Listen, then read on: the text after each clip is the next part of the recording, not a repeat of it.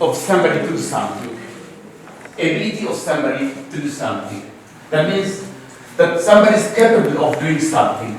Or that means somebody is able to do something. Capable of doing something, able to do something, can do something. So first it shows ability. Say please everybody, ability. Ability. Very good. Ability means being able to do something.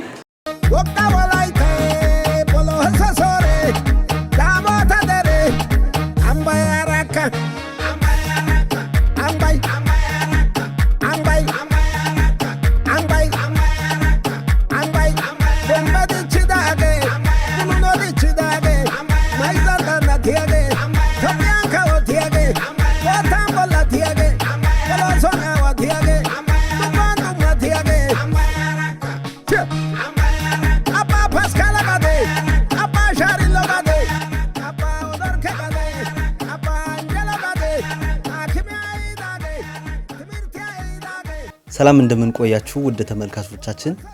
ይሄ ከወላይታ ቴሌቪዥን በየሳምንቱ የሚቀርብ ጎጆአችን የተሰኘ ፕሮግራም ነው። በዚህ ፕሮግራም ምርጥ ተሞክሮ ያላቸው ቤተሰቦች፣ ባለትዳሮች፣ አርሶ አደሮች፣ ተማሪዎች እንዲሁም የተሻለ ልምድና ለሌሎች የሚመከር ለሌሎች የሚተላለፍ መልካም መልእክት ያላቸው አስተማሪና አዝናኝ ፕሮግራሞች የሚቀርቡበት ጎጆአችን የተሰኘ ፕሮግራም ነው። ዛሬ ይህንን ፕሮግራም ደግሞ ወደ እናንተ ለማድረስ ከወላይታ ሶዶ ከተማ 29 ኪሎ ሜትር ርቀት ላይ አረካ ከተማ ላይ እንገኛለን። አረካ ከተማ ላይ በአንድ አንጋፋ መምህር ቤት ነው የምንገኘው። ማን ናቸው የሚሉ ካሉ ደግሞ በኋላ በሰፊው እናስተዋውቃችኋለን። ፕሮግራማችን በዚህ መልክ ጀምሯል ማለት ነው። ወደ እንግዶቼ እመለሳለሁ። ከእንግዶቼ ጋር ዛሬ ከእነሱ ጋር ሰፋ ያለ ቆይታ እናደርጋለን። እናንተ ደግሞ እስከ መጨረሻ አብራችሁን እንድትሆኑ እንጠይቃችኋለን። እስቲ እንታወቃለን። መጀመሪያ ማን እንበል? እኔ ማቴዎስ ቦልጣና ይባላለሁ። እኔ ተዋበሽ ጆርጋ ይባላለሁ። እሺ መልካም ነው። አቶ ማቴዎስ በመምህርነት ሙያ ላይ ሰፊ ልምድ አሉት። በርካታ አመታትን በዚህ ሙያ ውስጥ ቆይተዋልና ወደዛ ከመግባታችን በፊት እድገቱ ምን ይመስላል? የተወለዱ የታደጉ የተማሩ የሚሉ ተመልካቾች አሉ። ውልደቴ በድሮ ወላይታ አውራጃ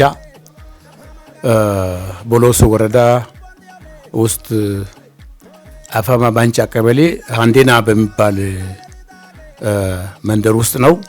እድሜ ለትምህርት ስደርስ ያው ዱቦ ካቶሊክ ሚስዮን ቅድስት ማርያም ትምህርት ቤት የሚባል አለ።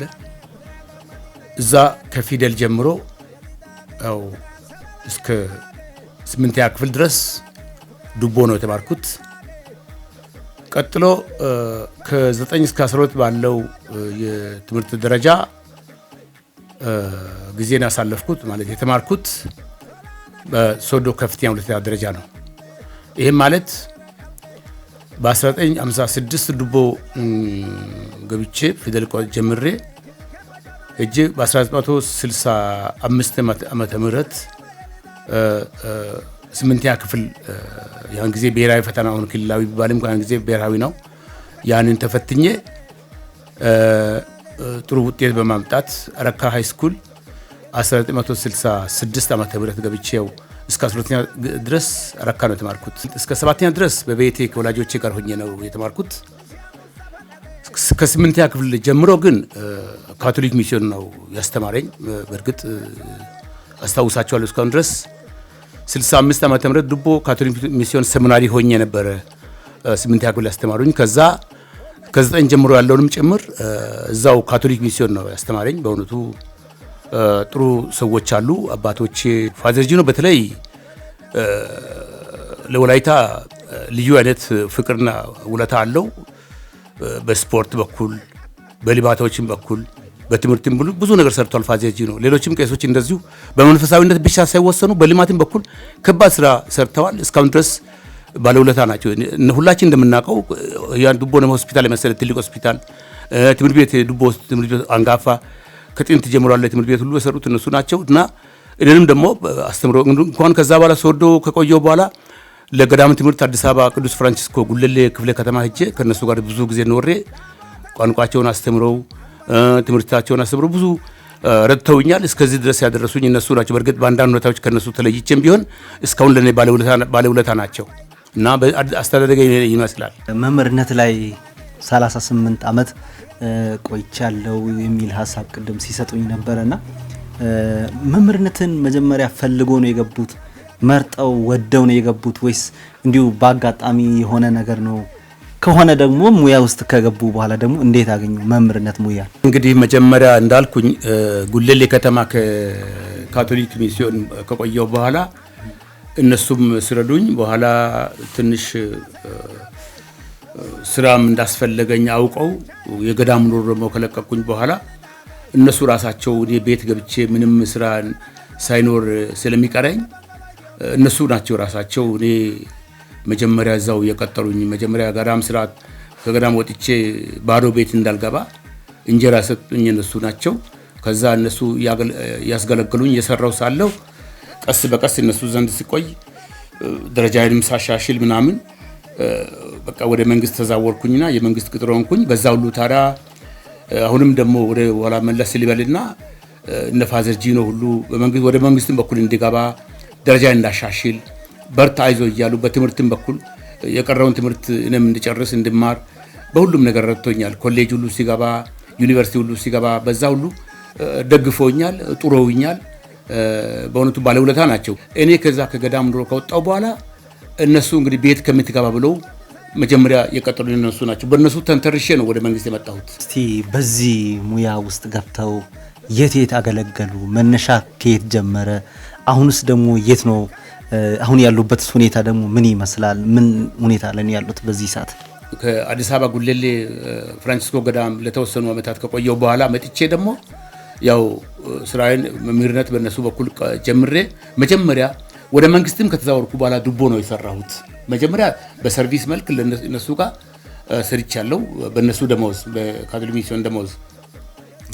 ከዛ ከተወሰኑ ጊዜ በኋላ ከተወሰነ ዓመት በኋላ ወደ መንግስት ተዛውሬ ወደ መንግስትም ስዛውር እንኳ ዱቦ ነው የሰራሁት እና ወደ መንግስት ኮሌጅ ጨርሼ ሌላ ቦታ ነበር የተመደብኩት። ከዛ ፋደር ፋደር ፓሲፊኮ ቼቶሬታ የሚባሉ ቄስ ነበሩ። እኔ እዛ ከሄድኩበት መንግስትን ጠይቀው እኛ ጋር ይሄ ልጅ እኛ ጋር ቢያገለግልስ እኛ ጋርም እየሰራ ነበር በፊት ወደ መንግስት ተዛወረው። ስለዚህ አሁን ከኛ ጋር እሱ ቢቀጥል ምኞታችን ነው ቢመለስልን ብለው እስከ ዞን እስከ ክልል ሄደው ጠይቀውልኝ እነሱ መለሱና በተማርኩባት ትምህርት ቤት መልሼው እግዚአብሔር ይመስገን ያው በ5 ሳንቲም ደብተርና በ5 ሳንቲም እርሳስ ሀሁ በቆጠርኩባት ምድር በቆጠርኩባት ትምህርት ቤት መልሼ ደግሞ በደስታ ሳገለግል ከዛ በኋላ ደግሞ አረካ ትምህርት ቤት መምህር አስፈልጓል ተብለው ባወጡት መሰረት ያው እንደገና ዝውውር ጠይቄ ያው ወደ አረካ ተሻገርኩና አሁን አረካ ሃይስኩል እየሰራሁ ያው ለዚህ ጊዜ በቅቻለሁ። አሁን ምን ደረጃ ላይ ነው ያሉት? ጡረታ ወጥተዋል? እኔ ያው እግዚአብሔር ይመስገን ለ38 ዓመት ካገለገልኩ በኋላ እግዚአብሔር ከአፈር በታች ሳልሆን በእድሜ ያኑሮኝ ሳልሞት ሳልከስም ያው ሳልበሰብስ እግዚአብሔር በህይወት አኑሮኝ ያው ጡረታ ዘንድሮ ከመስከረም 30 ጀምሮ ከጥቅምት 1 ጀምሮ ያው ባለ ጡረታ ነኝ። ጡረታ ወጥቻለሁ። ይሄንን ያክል ስለ ሙያው አጀማመር ወደ ስራ እንዴት እንደገባችሁ ካወራን መለስ ብለን ደግሞ ማዘርም እዚህ ያሉ እስቲ ከሳቸውም ጋር ጥቂት ቆይታ እናደርጋለን። እስቲ እንዴት ወደ ትዳር ገቡ? እንዴት ተጋቡ? እንዴት ተዋወቁ? ከመታወቅ ጀምሮ ወደ ትዳር ዘልቀው አሁንስ ምን ያህል ልጅ አፈሩ የሚለውን እስቲ እንጀምራለን። ማዘር እሺ፣ እኛ ቤትም ያው ዱቦ ነበረ። እኔም ደግሞ ዱቦ እዛው ነኝ። እሱም ደግሞ እዛው ያስተምራል። በዛ ነው የምንገናኘው እኛ። በዛ ነው እሱ ያስተምራል፣ እኔም እየተማርኩኝ በዛ እንደ 4ኛ 5ኛ ክፍል እየተማርኩ ነኝ። እሱ ደግሞ በ8ኛ በ9ኛ ያስተምራል። ያኔ በቃ እናውቃለን። እሱም ያውቃል፣ እኔም ያውቃለሁ እሱን። ለዛ ነው የተገናኘው። አሁን ሁለታችን እሱም በቃ እኔን ጠየቀ፣ እኔም ደግሞ ወድቻለሁ ብያለሁ። በዛ በቃ ተገናኝተን በቃ እዛን ገብተን ጌታ ይመስገን ወልደን ሴት ልጅ ወልደን ወንድ ልጅ ወልደን። እሱም ደግሞ በጣም ደግ ሰው ነው፣ እኔም ደግሞ ለሱ ደግ ሰው ነኝ። እኔም ደግሞ እሱ ትምህርት ቤት ሲሄድ ተቸግረን ቢሆንም በ12 ሰዓት ተነስቼ ቡና አፍልቼ ቁርስ ምናምን አቀርቤ እሱም እኔም ደግሞ እሱን በጣም ይወዳሉ እሱም ደግሞ ይወዳል እኔን ለዛ በቃ ችግር ምንም የለም በዛ ውስጥ ያለው መልካም በጣም መልካም አባት ነው እሱም ለኔ ያስባል እኔም ደግሞ ለሱ አስባለሁ በቃ በጣም ጎበዝ ሰው ነው እኔም ጎበዝ ነኝ በቃ በጣም ችግር የለም ጥሩ ነው ምንም ችግር የለም እስቲ እንደው ከዚህ ጋር አንድ ላይ አያይዘው አሁን ሴቶችም አሉ ወንዶችም አሉ ወደ 8 የሚሆኑ ልጆችን ወልደዋልና ልጆችን ማሳደግ ትምህርት ቤት ላይ በማስተማር ሙያ ነው ያሉት አቶ ማቴዎስና ትምህርት ቤት ሲሄዱ እነዚህ ልጆችን የማሳደግ ኃላፊነት በርሶ ላይ ደግሞ ይወድቃልና ልጆችን ሲያሳድጉ እንዴት ነበር ልጆች ጌታ ይመስገን በከሱም እነም ተባብረን አሳድገናል ጌታ ይመስገን አው ልጆችም ጌታ ብዙ ለኛ ልጆች ሰጥቶናል ጌታ የተመሰገነ ይሁን የርሶ ድጋፍ በዚህ ሙያ እሳቸው ውጤታማ እንዲሆኑ ጠንካራ መምህር ሆነው ቤት ላይ ጠንካራ ሚስት ባትኖር እሳቸው ጠንካራ ሆኖ ደግሞ አይቀጥልም እንደውም አንድ አባባል አለና ከጠንካራ ባል ጀርባ ጠንካራ ሚስት እንዳለች የሚያወራ አባባል አለ ስለዚህ ከዛ አንፃር የርሶ ሚና እንዴት ነበር ሚና በ12 ሰዓት ተነስቼ ቡና አፍልቼ ቁርስ ምናምን አቅርቤ በጊዜው ነው የምሰራው ደግሞ እኔም ደግሞ በ12 ሰዓት ነው የምነሳው ከዛ በኋላ በቃ ይሄዳል ይመጣል ለአጥ ምሳ ማስተካከላለሁ ከዛ እራት ማስተካከላለሁ በጊዜ እኔም ደግሞ ገበያ እጄ ነግጄ በሱ ቤት አንዳንዴ ገንዘብ ያስተማሪዎቹን እናንተ ታውቃላችሁ ብር አይበረከታችሁም እኔም ደግሞ ከዛ ከገበያ አምጥቼ የሱን የሌለበት ጊዜ እኔ በራሴ ገንዘብ ቅቤም አይብና ምናምን እነግዳለሁ እኔ ለዛ ከዛ አምጥቼ እኔም ይደገፋለሁ አንዳንዴ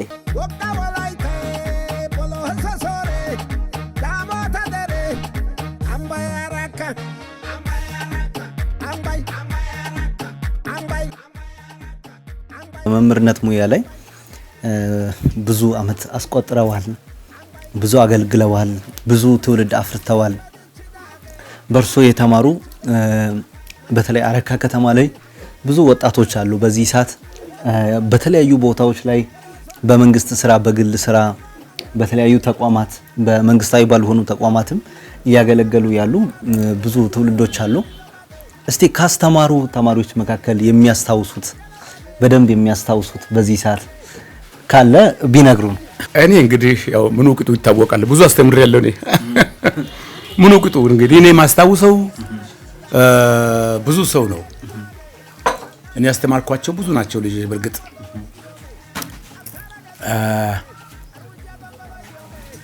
አንዱ ዶክተር ሆኗል በርግጥ ስሙን ለጊዜው ዘንግቼዋለሁ ብርሃነ ፀሐይ የሚባል ታቋል ተክለ ወልድ ልጅ እሱ የኔ ተማሪ ነው ከሱ ቀደም ብዬ ደግሞ ያው አቶ ኃይለ ማርያም ደሳለኝ ቀደም ሲል እንዳስቀመጥኩት አስተምሬያለሁ ያው እሱ መምህር ልጅ ነው ቀደም ሲል አስቀምጫለሁ እሱ የአባቱ ጋሼ ደሳለኝ መምህራችን እንደነበሩ ነገር ያለው ቀደም በጣም ገር የባሰው ናቸው ቅድም በእነ እንዳልከኝ እሳቸውም ደግሞ ለሀገር የቆሙ ለወገን የቆሙ ለሀገር ሐሳቢ ለወገን ሐሳቢ ታታሪ መምህር ናቸው እና ጋሼ ደሳለኝ እውነተኛ አባታችን ናቸው እንግዲህ ሞት ግድ ነው ገደላቸው የሰው ልጅ ሞቱ አይቀርም ተብሎ ነው እንጂ ጋሼ ደሳለኝ እስከዚህ ቢኖሩ ያልጠላም በህይወት እንግዲህ የሰው ህይወቱ እንግዲህ ያው አጭር ነችና የእግዚአብሔር ጥሪ ሆነው ሄዱ እንጂ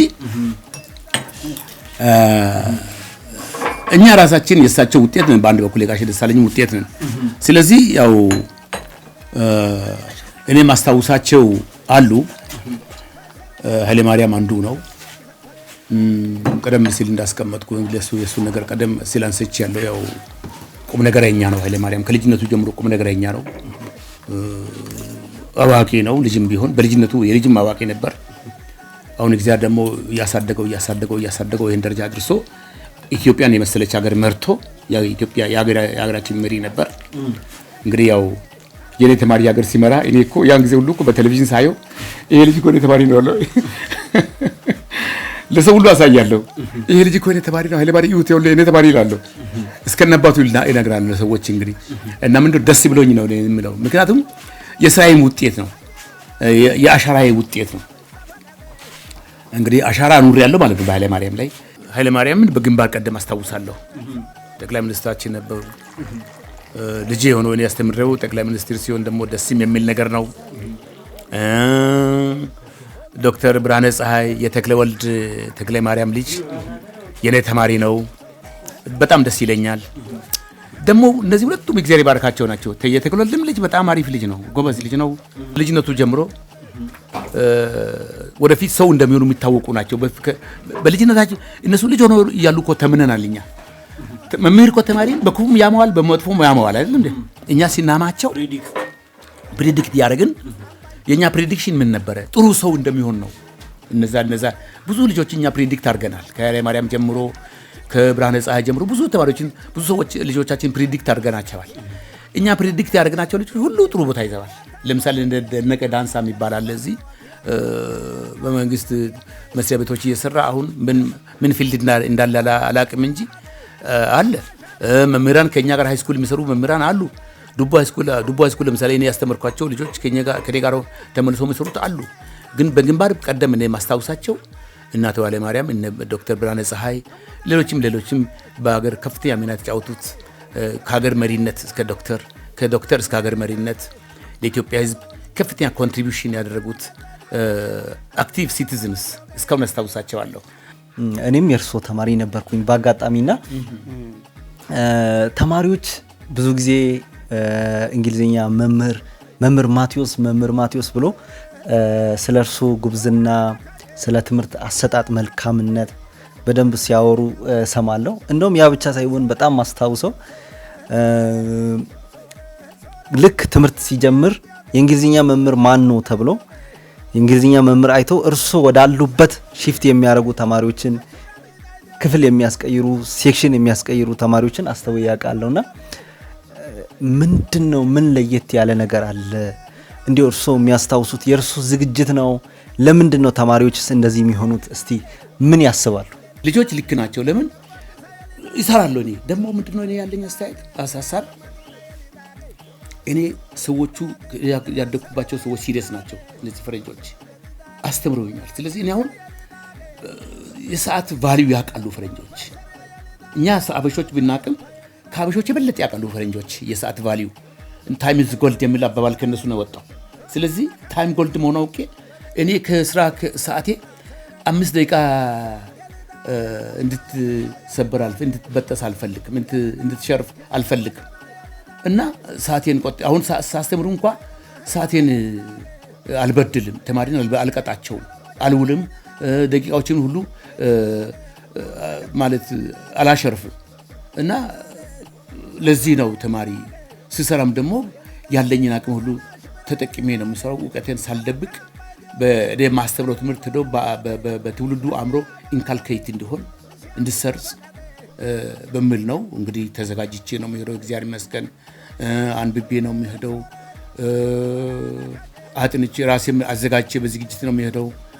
ያለ ዝግጅት የሚሄድበት ቀን የለም።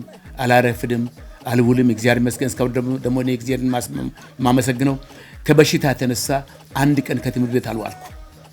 እኔ ጌታን በእውነቱ ማመሰግነው እስከዚህ መድረስ ታሟል ተብሎ በእኔ አቴንዳንስ ላይ አልተመዘገበም። እግዚአብሔር እንደረዳኝ እኔ ግርም ድንቅ የሚለኝ የእግዚአብሔር ስራ አንድ ቀን ታሟል ማቴዎስ ታሞ ክፍል አልመጣም፣ አንድ ቀን ተኝቷል ተብሎ አልተመዘገበም። በእኔ ግርም ድንቅ የሚለኝ ነው ከእግዚአብሔር ስራ እና ጨርሻለሁ። በዚያን መልኩ እግዚአብሔር ረድቶኝ ተማሪዎች እርግጥ ይወዱኛል ማለት አልችልም። ይሄ ራሴን ማቆለባበስ ይመስለኛል። ይወዱኛል ካልኩኝ ራሴን ማጋነን ይመስላል። ስለዚህ አንተ ባልከው ብቻ ይሁን። ያው ማርያም እንደ ቃሊብ እንዳለችው ወጣቶችን በርካታ ሰዎችን በርካታ ዜጎችን አፍርተዋል። እርሶም በዚህ በመምህርነት ሙያ የሚሰማው ስሜት ምንድነው? ትርፉ ምንድነው? እውነት መንግስት ከሚከፍለው ደሞዝ ባሻገር ትርፉ ምንድነው? እንደዚህ አይነት ዜጎችን ለቁም ነገር ለሀገር ሲያበቁ የሚተርፍ ዜጋ ሲያበቁ ከዚህ በመነሳት ምንድነው ትርፉ ይላሉ? ትርፉ አንድም ይነሲ የሚብዛ በየወር የምናገኛት የጉሮሮ ግን ነገር አንዷ ትርፍ ነች። ከዛ ባሻገር ደግሞ ቀደም ሲል ያልኳቸውን አክቲቭ ዜጎች ማምረቱ ስራ አንዱ ትርፍ ነው። እነዚህ አክቲቭ ሲቲዝንስ ለሀገር ጠቃሚ ዜጋ አሁን እነሱ እዚህ እንደሚጠራ እነሱም ኮዶኛን ይጠሩናል። እነገሌ ድሮ ሲያስተምሩን ይላሉ አይደል እንዴ? እነገሌ መምህራኖቻችን እነገሌ ብሎ መናገራቸው አይቀርም እኛ እዚሁ እንደምንናገር። ስለዚህ ይሄ ራሱ አክቲቭ ሲቲዝንስ ፕሮዳክሽን ቀላል ነገር አይደለም። ኢንዱስትሪ አንድ ፋብሪካ አንድ ኢንዱስትሪ ኮሞዲቲ ፕሮዳክት ያደርጋል። እኛ መምህራን ደግሞ ሲቲዝንስ ፕሮዳክት እናደርጋለን። እኛ ፕሮዳክት የምናደርጋቸው ሲቲዝንስ ብዙ አይነት ናቸው። ነገር ግን ፕሮዲዩስ የምናደርጋቸው ብዙ ሆኖ ግን ተጣርተው ፊልተር ተደርገው ግን ወጡ የተጣሩ ጠቃሚ ሲቲዝን ደግሞ በመጡበት ጊዜ ጀነሱ እነዚህ ሲቲዝንስ ብቻ መውጣት ሳይሆን እነዚህ ሲቲዝንስ ደግሞ ነገ ስማችንን ከሞትን በኋላ ቢሆን በታሪክ ይቀርጻሉ። ቀለም እንደተቀረጸ ይኖራል። ስለዚህ እነዚህን አይነት ሰዎች እኛ ፕሮዲዩስ አደረግን ማለት ስማችንን በወርቅ ቀለም ጻፍን ማለት ነው። የተማሪዎች ወላጆች ራሳቸው ያውቁናል። ለምን? ወላጆች ራሳቸው ያውቁናል። ለምን? ተማሪዎች ሄደው ይገለ ሲሉ እንግዲህ ያው ወሬ መተላለፉ አይቀርም። ይገለ ማን ነው አንዱ ነው እየጠየቀ የነን ማንነት ይረዳል። ወላጆች ራሳቸው ተማሪዎች ብቻ አይደሉም፣ ወላጆቻችን ብዙ ይወዱናል። መምህራን ጥሩ መሰሩ መምህራን ወላጆች ራሳቸው ይወዱናል። ስለዚህ ከሲቲዝንስ አክቲቭ ሲቲዝንስ ማምረት ብቻ ሳይሆን ከህብረተሰቡ ዘንድ እንደገና ደግሞ ታዋቂነትና ተሰሚነትና ተወዳጅነትን ያተርፋል። በዚህ ነው እንግዲህ መምህርነትን የወደድኩት። በእርግጥ ፈንገጥ ብዬ እጄ ነበር መምህርነት ጠልቼ አንድ ሰሞን እኔ ምን ከቾክ ተጣበቅኩ እንደብዬ ወጥቼ ለተወሰነ ጊዜ በኤንጂኦ ሰርቼ ነበር። እነሱ ደግሞ አይ በቃ እኛ ኮንትራት ከኢትዮጵያ ጋር ኮንትራት ጨርሰናል ብሎ ባንግላዴሽ ወደሚባል ሀገር ወደ መካከለኛ ምስራቅ ሄዱና ተመልሼ መምህር ሆንኩኝ ለተወሰነ። ከዛ ቅድም እንዳልኩኝ እንደውም በቃ እኔ መምህርነት እንደው ይከመኛል መቆሙ ራሱ አልኩኝና ባህልና ቱሪዝም ቢሮ ገባሁ። አልሰራም፣ ተመልሼ መምህር አለው እስካሁን ድረስ እግዚአብሔር ይመስገን። እና ይሻላል። ለዚህ ነው መምህርነት ደግሞ ለምን ቢባል ደግሞ ማስተማር ስትማር እኮ አንተ ከዕለት ዕለት እየተማርክ ነው ራስህ። የሚገርመኝ አንድ ሰሞን ቢሮ ገብቼ እውቀቴ ተረሳኝ። ወዲያው ገልበጥ ብዬ መጣሁና ተመልሼ መጽሐፎችን ገለባብጬ የድሮ እውቀቴን መልሼ መለስኩ እንጂ እኔ ወጥቼ ከትምህርት ፈንገጥ ብዬ ለተወሰኑ ዓመታት ቢቆይ እውቀቴ በሙሉ ሄደ ማለት ነው። ስለዚህ ልጆችን ለማስተማር ስትል ኤቭሪ ታይም ኤቭሪ ዴይ ኤቭሪ ሚኒት ኤቭሪ ኢየር እየተማርክ ነው ያለው። አንተ እኮ ልጆችን በምታስተምረው ዳፋ አንተም እየተማርክ ነው።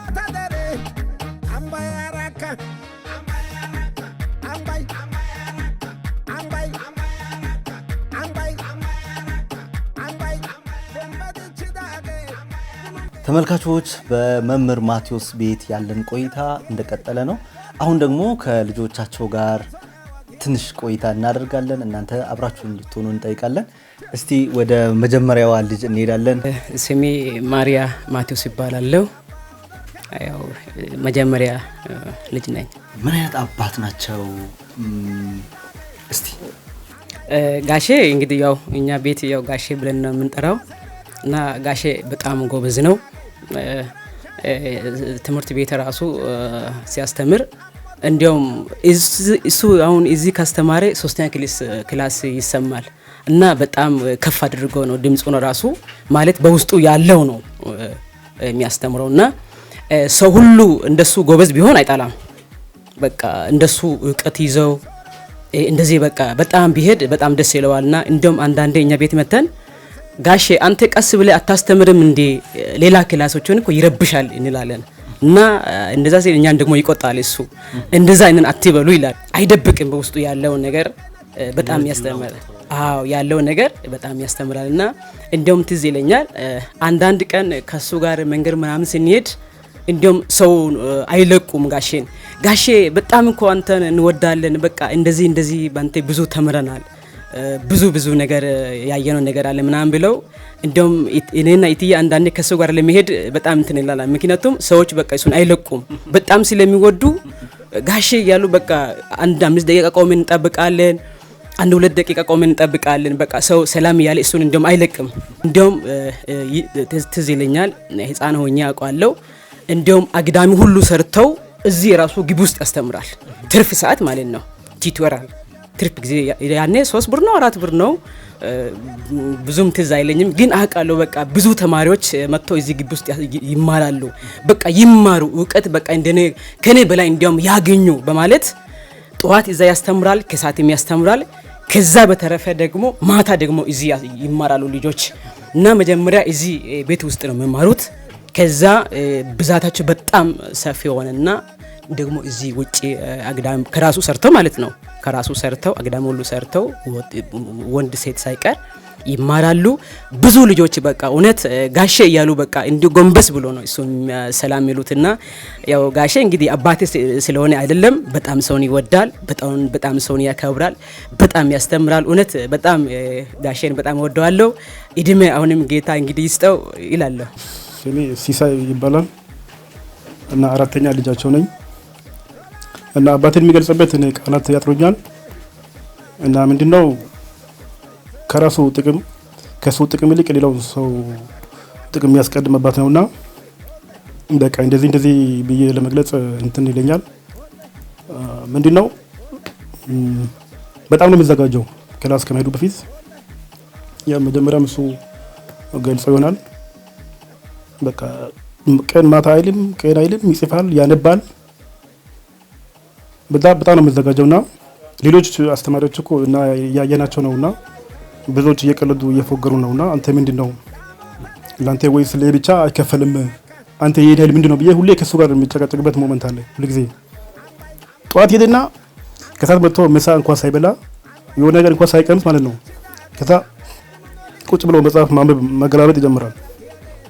ከዛ ሁሉ ጊዜ ከሱ ጋር የሚጣላበት እንትን አለና ምንድነው ከራሱ ጥቅም ይልቅ የሰው እንደሚያስቀድመው። ሌላው ምንድነው ደግሞ መጀመሪያ እሱን ገልጿል እና በሱ ተምሮ ብዙ ዶክተሮች ወጥቷል። ቅድም እሱ ያው ስማቸው ሊጠቅስ ባልችልም ብሎ ነበርና ከሱ ተምሮ ብዙ ዶክተሮች እዚህ ኢትዮጵያ ብቻ ሳይሆን በተለያዩ ወደ አሜሪካ ብትሄድ፣ ወደ አውሮፓ ሀገራት ብትሄድ፣ ወደ ማዕከላዊ ምስራቅ ወደ ኤዥያ ብትሄድ አሁን በሱ ተምሮ በተለያዩ ዲፓርትመንቶች ስፔሻላይዝ ያደርጉ ልጆች አሉ በሱ ተማሩ ማለት ነው። እና እኔ 2009 ነበር የተመረኩት ዲላ ዩኒቨርሲቲ በሃይድሮሊክስ እና ዋተር ሪሶርስ ኢንጂነሪንግ ይባላል ወይስ ሃይድሮሊክስ እና ውሃ ምህንድስና ይባላል። ከዛ ሲመረቅ እኔ ለማስመረቅ ሄደው ነበር፣ ሁለቱም ሄደው ነበሩና ያው አንዳንድ ሴሬሞኒዎች ላይ ፎቶ ተነስተን ነበር በግቢው በአንዳንድ ቦታዎች ምናምን። ከዛ ፎቶዎች እስካሁን በስልኬ አሉ። የዛ የግራጁዌሽን ሞመንት የተነሳናቸው ፎቶዎች እስካሁን አሉ። ከዛ አንዳንዴ ዝም ብዬ ስልኩን እንትን እያደረኩ ምናምን እየጎረጎርኩ ምናምን ዝም ብዬ በቃ ፎቶን ሳይ ዝም ብዬ ፖስት አለው ዝም ብዬ ፎቶን አንዳንድ ጊዜ ማለት ነው። ከዛ በቃ ኮሜንት የሚያደርግ እዚህ አካባቢ ሰው ወይስ እዚህ የከተማ ሰው ብቻ ሳይሆን በዓለም ያለው ሰው ነው ኮሜንት የሚያደርገው። እዛ ምንድነው የሚባለው አሜሪካ የተለያዩ ስቴቶች ከኛ ሰዎች ብዙ በሱ የተማሩ ከአካባቢ ብዙ ሰዎች ያሉ አሉና በቃ በሚገርም ነው ኮሜንት የሚያደርጉ። ምንድነው የሚሉ የእውቀት አባት፣ የብዙ ሰዎች አባት፣ የሀገር አባት ያሉን ፖስት ኮሜንት የሚያደርጉና ሳይ በቃ ዝም ብዬ እገረማለሁ። አባቴ ለኔ አንደኛ የቤት አባት ብቻ ሳይሆን መሆን ከሚችለው ማድረግ ከሚችለው በላይ ሆኗል። አሁንም እየሆነ ወደፊትም ይሆናል ማለት ነው። እንዲያውም አንዳንዴ ጋሸኛ እኮ ራሳችንን ችለናል እያልኩ ምናምን እንዳይደውል እንዳይጠይቀኝ ለኔ እንዳያስብ እንዳይጨነቅ ምናምን እመክረዋለሁ። ግን ይደውላል በሶስተኛው ምናምን ቀን አሁንም ደህና ነህ ይለኛል እና በጣም ውስጡ በቃ አሁንም በጣም እንደ ህፃን ልጆቹ ነው የሚያየኝ። ይሄ እንደ አባትና ልጅ ያለንን ነገር ባጭር ሲገልጽ ሲሆን እንደ አስተማሪም ነው ደግሞ ትምህርት ቤት አስተማሪ ነው። አስተማሪነት ላይ ደግሞ በጣም ብዙ ሞዴል ነው ለኔ። አጋጣሚ ሆኖ አሁን እኔም አስተማሪ ነኝ። አባቴን ሳስብ ነው ምበረታው፣ ስራዬ ላይ በጣም ነው ምበረታው። እኛን አስተምሮ እሱና እኔ አንድ ክፍል ሆነንም ተምረናል። ክፍል ውስጥ አስተምሮን ይመጣል፣ እኛ ቤት አብረን እንመጣለን። አንዳንዴ ከሱም ጋር እንደመጣን ወደ 2 ሰዓት ምናምን የቤት ስራ ካለ ሰርተን 2 ሰዓት ተኩል ምናምን እንተኛለን። እሱ ግን እኛ ተማሪዎች ሆነን ተኝተናል። እሱ ግን ለንባብ ይቀመጣል እዛ ጋር። አንዳንዴ እሱ ተማሪ ነው አስተማሪ ነው፣ እኛ አስተማሪ ነን ተማሪ ነን እለዋለሁ እሱ። ከዛ ጠዋት ደግሞ እኮ ወደ 7 ሰዓት ሌሊት ይተኛና 11 ሰዓት ይነሳል። ደግሞ ይቀሰቅሰናል። ቶሎ ተነሱ ሰዓት ደርሷል ይለናል። እና ምን አይነት አባት እንደሆነ በጣም ኤነርጂው የሚገርም ነው። ደግሞ ያ ኤነርጂ ድሮ የኔም ማውቀው ኤነርጂ አሁንም አለ። አሁንም ከዚህ ዱቦ እኔ በእግር ሂድ አንድ ሰው ቢለኝ በጣም ለኔ ይከብዳል። ሄዳለሁ ግን በጣም ይከብዳል።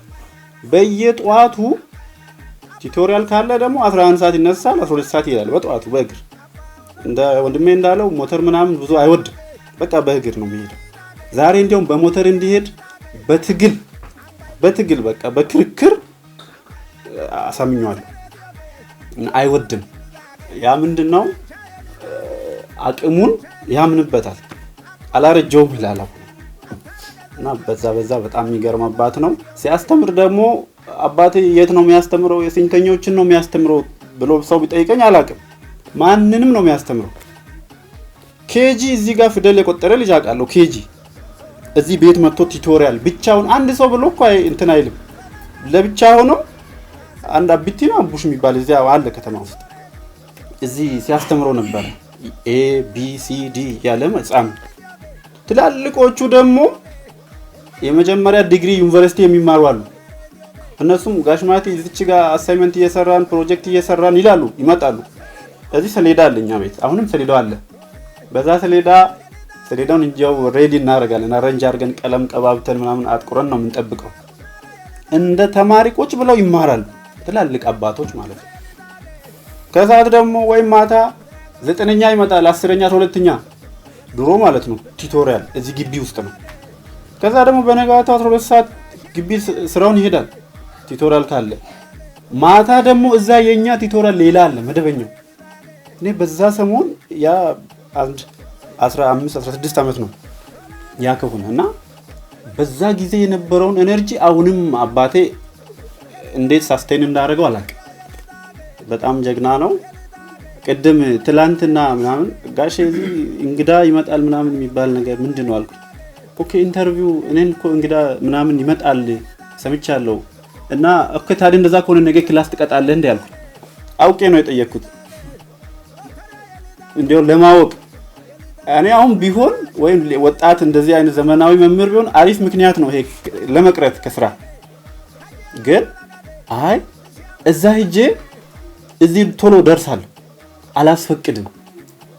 ይፈቀዳል እኮ ቢጠይቅ ይፈቅዳሉ፣ ግን አላስፈቅድም ነው ያለው።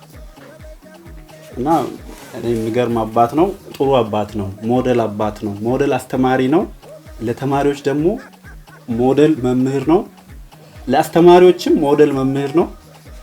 ለአካባቢም ለማህበረሰብም ሁለት እጅ ሰጥቶ ለህፃን ልጅን ሰላም የሚል አባት ነው እና በጣም ትሁት አባት ነው። አንዳንዴ በመንገድ እየሄድን ጋሼ ይበቃል እኮ ሰላም ተውሏል፣ አያቋርጥም። ትላንት ያገኘውን ሰው ዛሬ ደህና ነህ ሰላም ነው እንዴት ነው በቃ ብዙ ነገር ይጠይቃል እና በጣም ነው የምወድለት። ይሄንን ስሜ አስተዋይ ማቴዎስ ይባላል።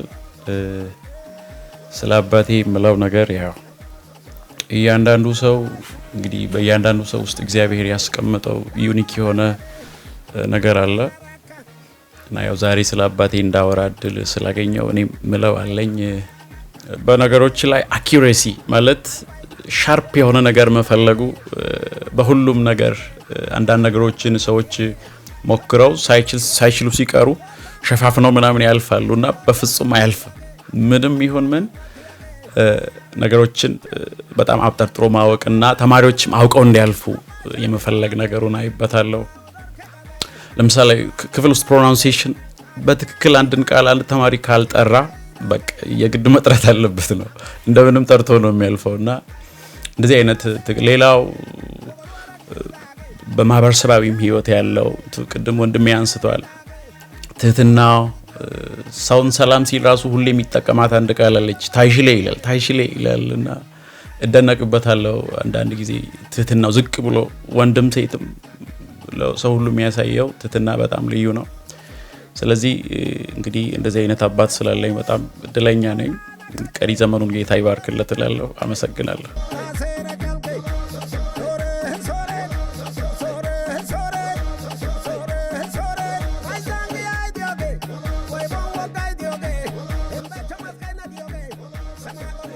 ተመልካቾቻችን ቆይታችን ወደ መገባደጃ እየደረሰ ይገኛል። መምህር ማቴዎስ በርካታ አመታትን በመምህርነት ሙያ ቆይተው ሰፊ የሆነ ከልምዳቸው ከተመክሯቸው ከልጆቻቸው አፍ ብዙ ነገሮችን እየሰማን እያዳመጥን ወደ እናንተ መሰናዶ ያደረስን ቆይተናል። ብዙ ተማሪዎች እንግዲያውስ በሳቸው ተምረዋልና ከተማሪዎች መካከል አንድ ፍሬ ወይም አንዲት ተማሪ አለች። እስቲ እሷ ደግሞ ስለ መምህር ማቴዎስ ምን ትላለች የሚለውን እስቲ ተከታትለን ደግሞ እንመለሳለን። እልፍነሽ አደነው እባላለሁ።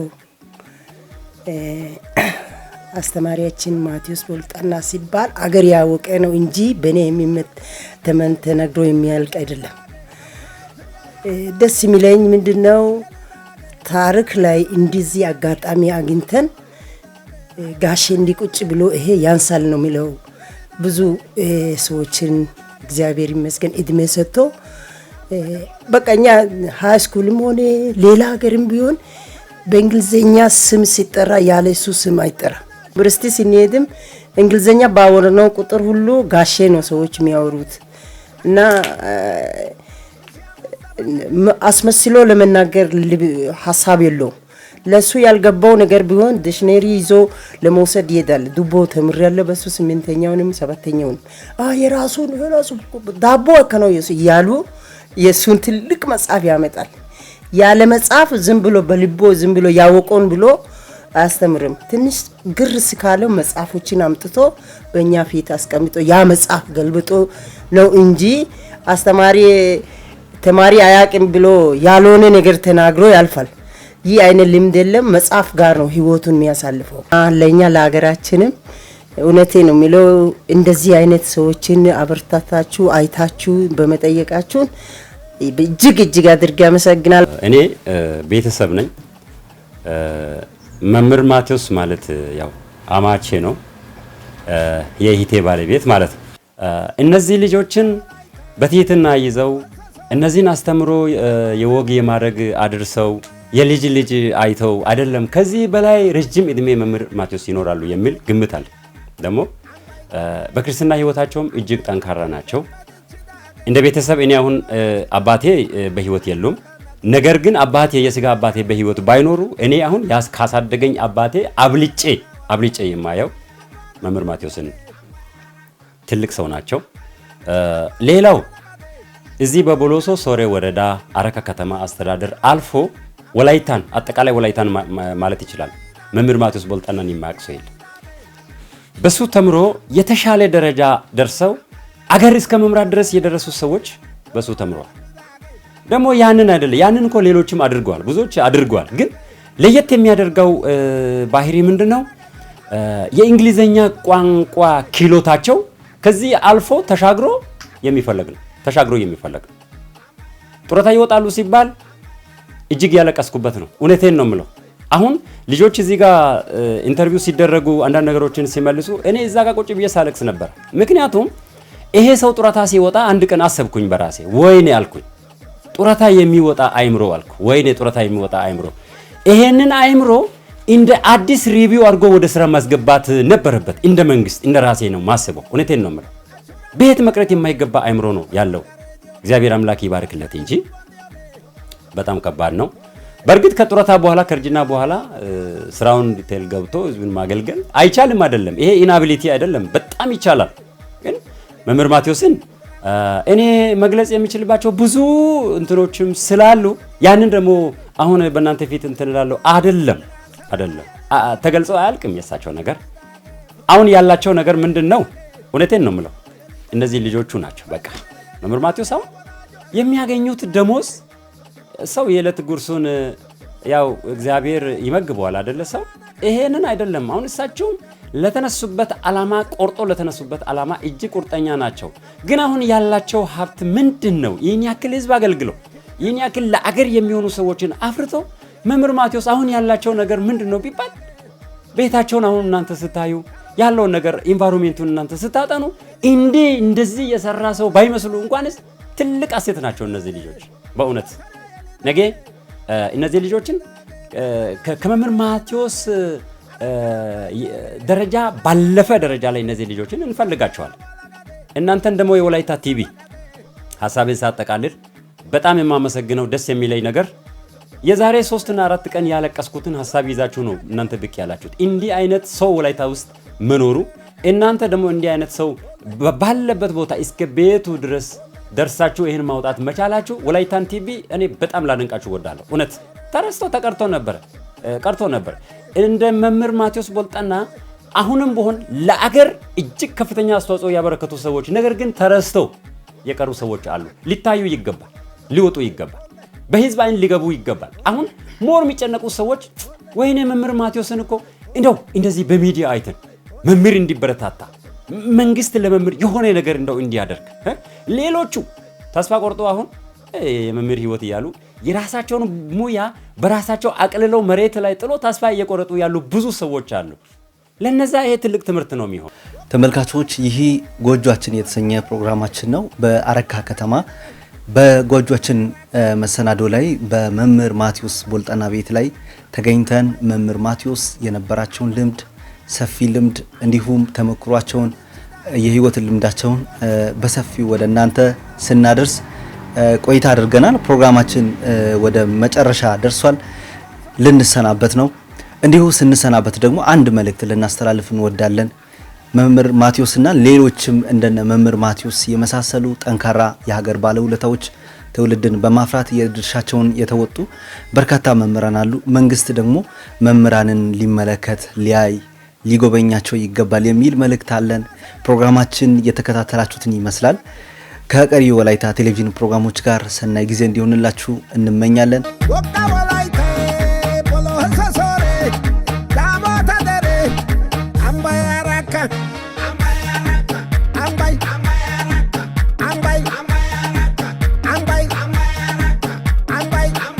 I'm